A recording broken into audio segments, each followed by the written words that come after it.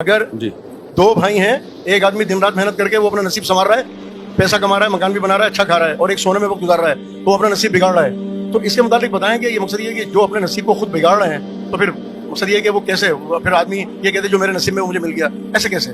دیکھو، نصیب میں جو ہوگا مل کے رہے گا، یہ تو ایک حقیقت ہے. باقی یہ کہ کیا محنت سے نصیب بدلا جا سکتا ہے، یہ ایسا ہی سوال ہے کہ دعاؤں سے تقدیر بدلی جا سکتی ہے کہ نہیں بدلی جا سکتی. تقدیر کسی چیز سے نہیں بدلتی، دعا بھی تقدیر کا حصہ ہی ہوتی ہے. اللہ نے تقدیر میں لکھا ہوتا ہے کہ اسے ایک پریشانی آئے گی، یہ دعا مانگے گا اور وہ پریشانی دور ہو جائے گی، کیونکہ اللہ کے علم میں ہوتا ہے کہ یہ دعا مانگے گا کہ نہیں مانگے گا. اور کسی کی تقدیر میں لکھا ہوتا ہے کہ اسے پریشانی آئے گی، دعا نہیں مانگے گا اور پریشانی دور نہیں ہوگی. تو تقدیر تو اللہ کے علم کا نام ہے، جو اللہ کا علم ہے وہ کبھی بھی چینج نہیں ہو سکتا.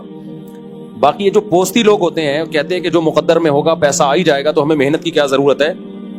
تو ان کو یہ بتانا چاہیے تیرے مقدر میں پیسہ نہیں ہے، تجھے نہیں ملے گا کبھی بھی، تو ایسے ہی سڑے گا، ایسے ہی مرے گا. کیونکہ جس کے مقدر میں پیسہ ہوتا ہے عام طور پر، ہمیشہ نہیں، بعض بغیر محنت کے بھی آ جاتا ہے، لیکن جس کے مقدر میں پیسہ ہوتا ہے عام طور پر اس کے مقدر میں محنت بھی لکھی ہوئی ہوتی ہے کہ محنت کرے گا اور پیسہ آ جائے گا. اللہ کو پتا تھا یہ محنت نہیں کرے گا، بلکہ یہی باتیں کرے گا کہ نصیب میں ہوگا تو آ جائے گا، نصیب میں نہیں ہوگا تو نہیں آئے گا. اللہ کو پتا تھا یہ باتیں کرے گا، لہذا نصیب میں اللہ نے لکھا ہی نہیں ہوتا. سمجھ رہے ہو؟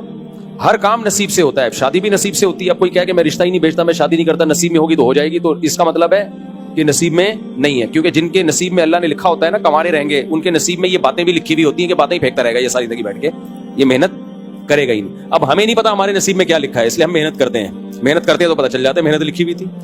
تو نصیب جو ہے یہ پہلے پتہ نہیں ہوتا، پہلے پتا ہو تو دنیا کا نظام بگڑ جائے. تو لکھا ہوا تو ایک حقیقت ہے جو ٹل نہیں سکتی، لیکن اس علم اللہ نے کسی مقرب فرشتے کو بھی یہ علم نہیں دیا، تقدیر کا علم. یہ علم اللہ کے پاس ہے، اور اسی بیس پہ انسان کی آزمائش ہے. اسے پتہ نہیں ہوتا کہ کیا ہے، لہذا وہ اپنے ارادے سے کر رہا ہوتا ہے. وہ تو اللہ کے علم ہے کہ یہ اپنے ارادے سے یہ کام کرے گا، لیکن ہمیں نہیں پتا ہوتا. سمجھتے ہو کہ نہیں سمجھتے؟ اور یہ جو حدیثوں میں آتا ہے کہ جو رشتہ داری جوڑتا ہے اس کی عمر لمبی ہوتی ہے، یہ صحیح حدیث ہے. جو چاہتا ہے کہ اس کی عمر میں برکت ہو، عمر لمبی ہو، وہ رشتہ داری کو جوڑے. اس پر ایک اشکال ہوتا ہے کہ عمر تو متعین ہے، تو رشتہ جوڑنے سے عمر لمبی کیسے ہو جاتی ہے؟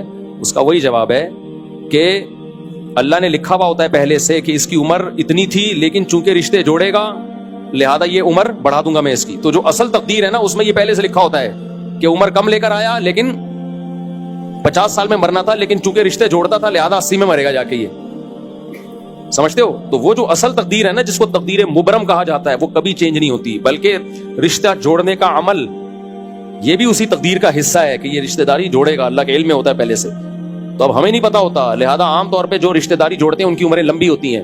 آپ کہہ سکتے ہیں ہمارے فلاں رشتہ دار نے تو ساری زندگی رشتے جوڑنے میں لگا دیے پھر بھی اتنی جلدی مر گیا. تو اس میں اس کی بات یہ ہے کہ بہت سارے کام وہ جلدی مرنے والے بھی تو کر رہا ہوتا ہے نا. تو جب بھی کسی چیز کے اسباب اختیار کیے جاتے ہیں نا تو سب چیزیں پلس مائنس ہو کے رزلٹ سامنے آتا ہے.